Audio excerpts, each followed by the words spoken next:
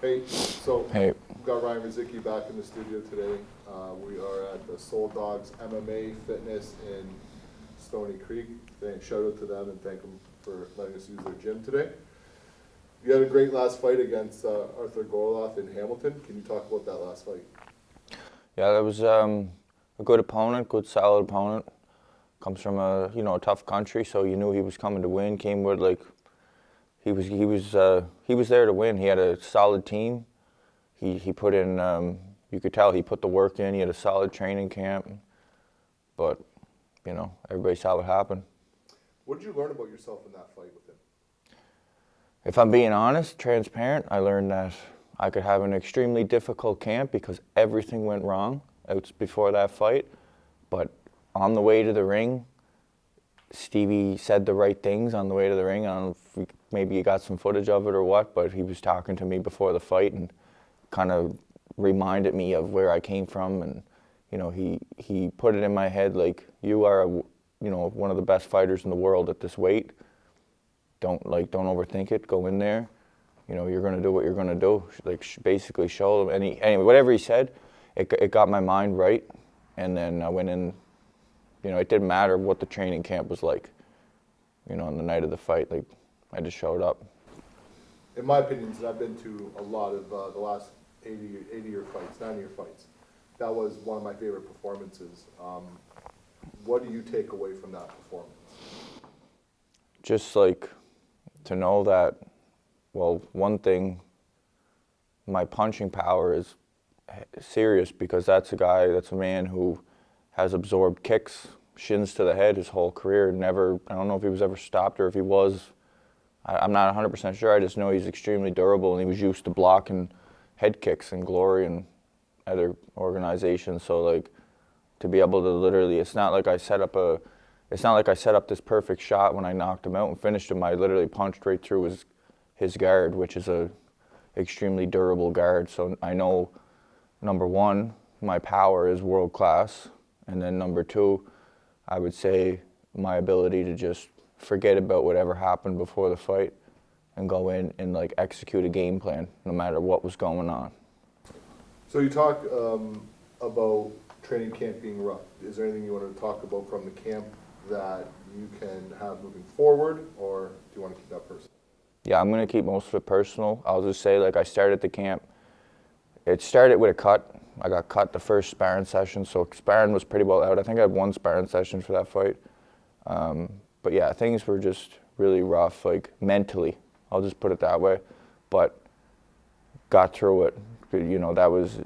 I can't even explain how difficult it was.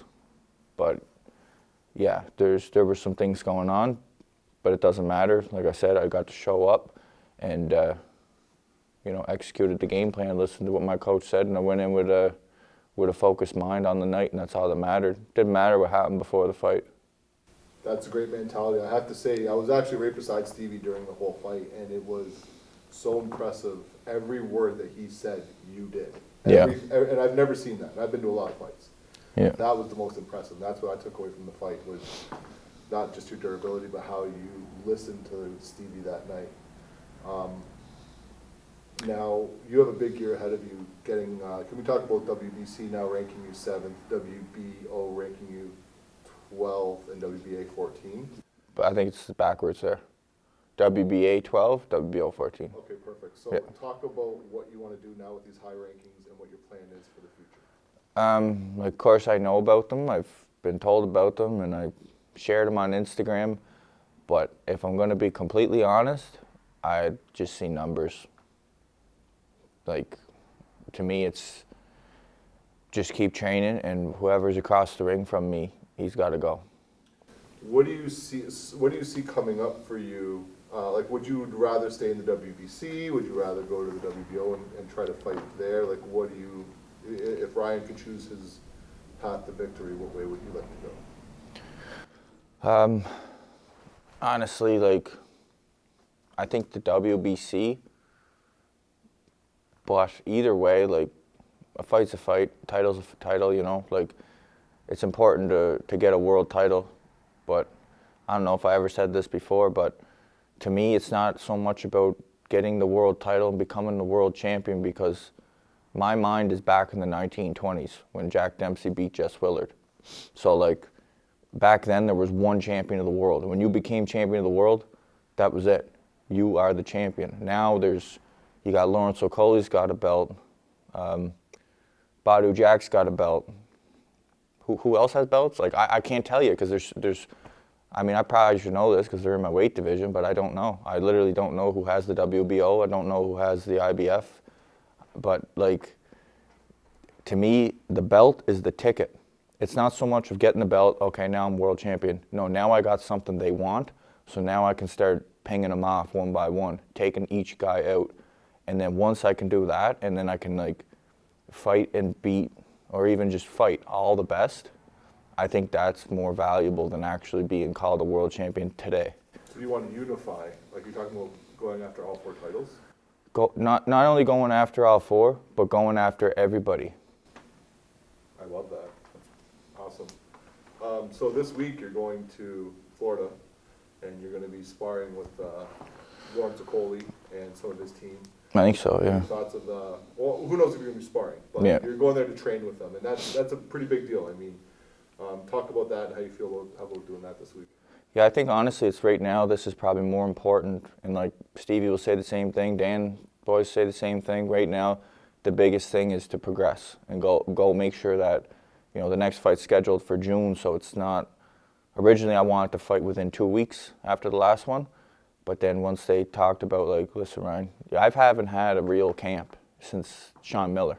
I haven't had a full camp. Every one of my camps have been 2 weeks, 1 week, 4 weeks, and I'm going into these fights and like, I'm not gonna say like I'm half-assing it, but in a way like I never had a nutritionist, I never had a strength and conditioning coach, I never done any of this stuff, like, so to actually go into a fight and like give 100% and like truly leave no stone unturned, I think that's like the most important thing right now.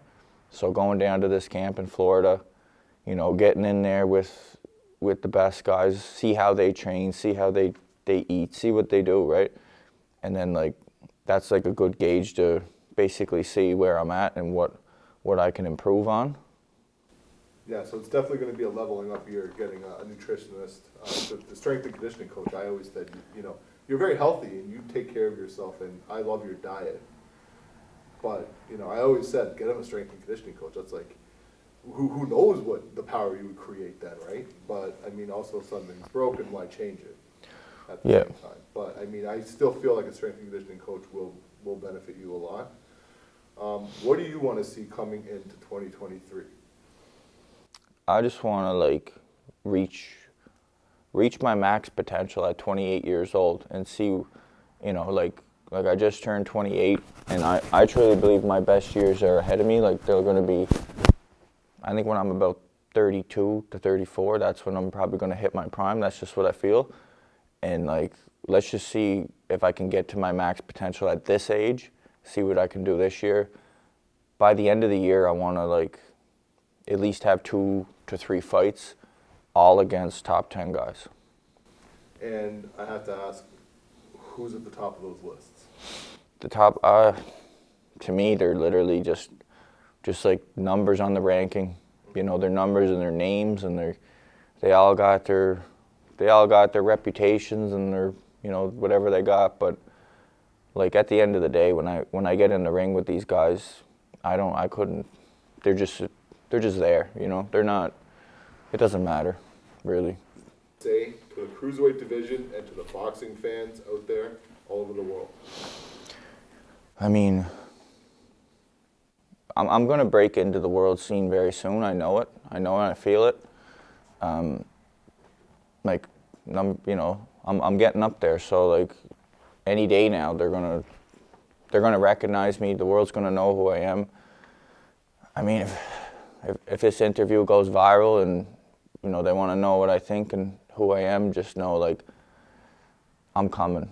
You know, and like I'm gonna die, or I'm gonna win.